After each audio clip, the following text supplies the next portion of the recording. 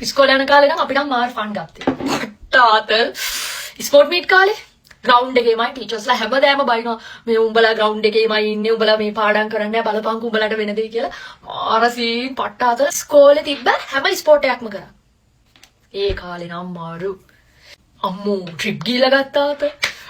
කොල්ල phone numbers දෙදි ටීචර්ස්ලාට හොරෙන් bus එකේදී ෆෝන් නම්බර්ස් ගන්න විදිය. බුදු අම්මෝ සුපිරිම ෆන් එකක් ගත්තේ ඒ කාලේ.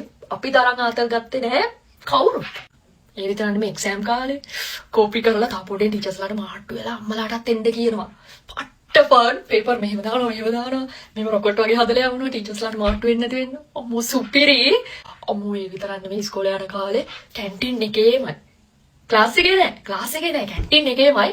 හරිද ටීචර්ස්ලා එන්න කලින් පිටිපස්සෙන් යනවා. පිටිපස්සේ කැන්ටින් එක තියෙන.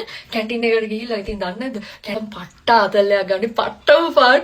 මේ ටීචර්ස්ලා ඉතින් හොයන්නේ නැහැ ඉතින්. මාට්ටුනොත් ගුටි කනවා. අම්මෝ බෑ මට එන්න බෑ ඔයාලා යන්න. බෑ මම පාඩම් කරනවා හලෝ. අනේ මේ ඔය ග්‍රවුන්ඩ් එකේ ඉඳලා කළු වෙනවත් එක්ක අනික මේ මට ස්පෝර්ට් බෑ මට ස්පෝර්ට් කරන්න බෑනේ. ඔයාලා යන්න ඔය දුවන තරඟ මට සෙට් වෙන්නේ නැහැ. මට ඊට වඩා හොඳයි මට පොතක් බලාගෙන ඉන්න එක පන්තියට වෙලා.